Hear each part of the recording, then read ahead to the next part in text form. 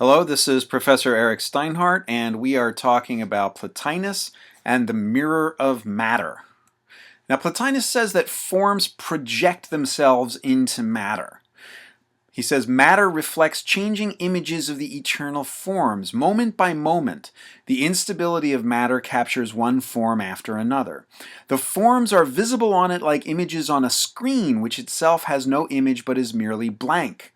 The images of the forms projected into matter seem to modify that matter, but in fact achieve nothing, for they are ghostly and feeble, have no power and meet none in matter either. They pass through it leaving no trace, as though through water, or they might be compared to shapes projected so as to make some appearance upon what we can know only as emptiness.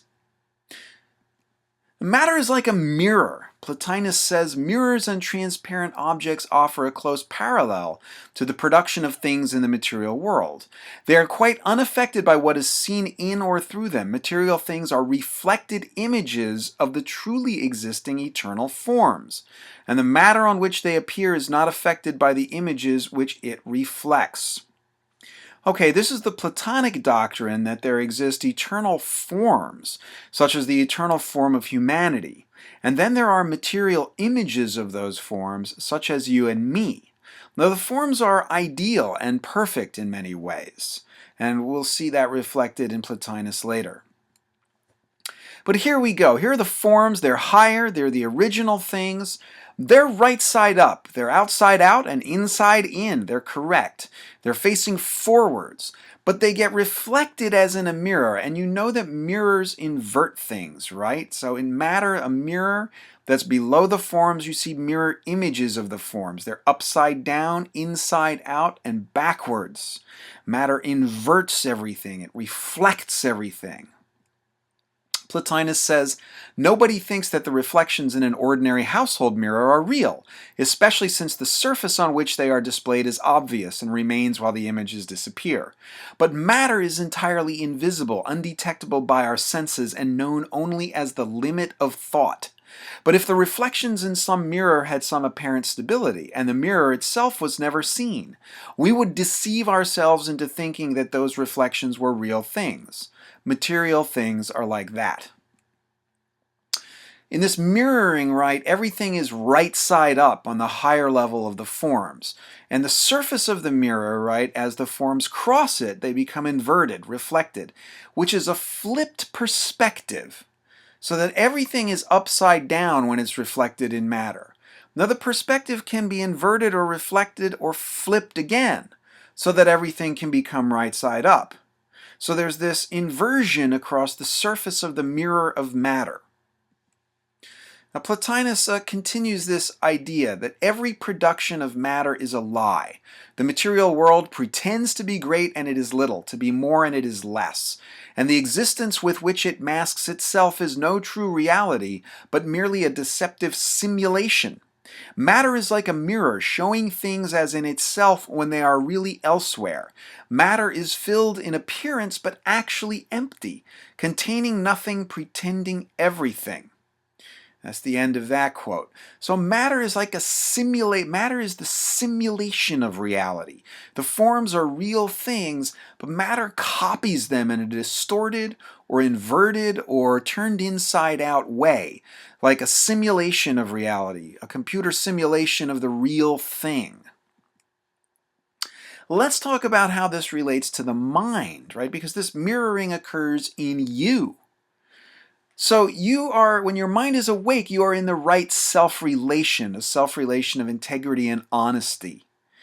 But you can see yourself in a mirror, see a mirror image, which leads to an inversion of that right relation, and your mind enters into a wrong relation with itself. Your mind falls asleep.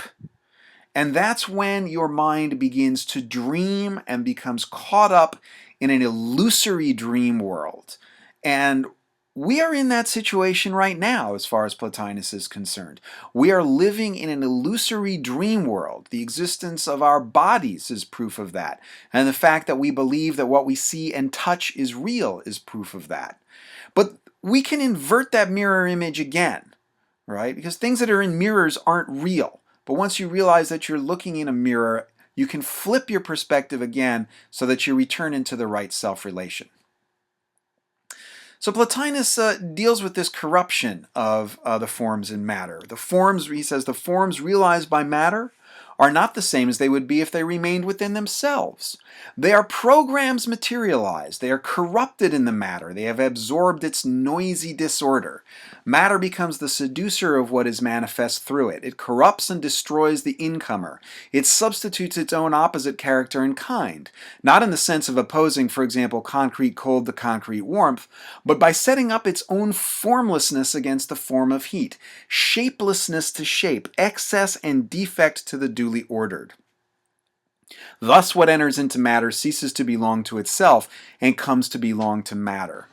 What he means by this is that matter distorts. Matter is noisy. It introduces bugs and errors into the program. And you can see this if you think of the one as truth, right? The pure reality of truth, which becomes blurry as it goes into the eternal world of eternity, what Plotinus calls the higher sphere, right? We have order, clarity, and the signal decaying, becoming distorted here. As it enters into the lower sphere, the material world and time, truth becomes even more blurry and distorted, till finally within matter it's just pure indefiniteness. The distortion has become chaos, confusion, insanity, and noise. And really at the bottom there, what is portrayed as truth is really now just error and falsehood. It's not just a shadow of its former self, but it's an inverted, turned inside out perversion of itself. Matter is a violent craving, Plotinus says. He says the eternal forms do not change, and therefore any appearance of them as if they were changing implies the presence of something other than themselves, something offering a base to what never enters but is merely poorly copied, something which by its hungry presence, by its begging, by its cry for help in its poverty, strives as it were by violence to acquire, but is always disappointed, so that its poverty is enduring, its cry unceasing. What he means by that, right, matter is kind of an emptiness that desires the forms and attracts them, right?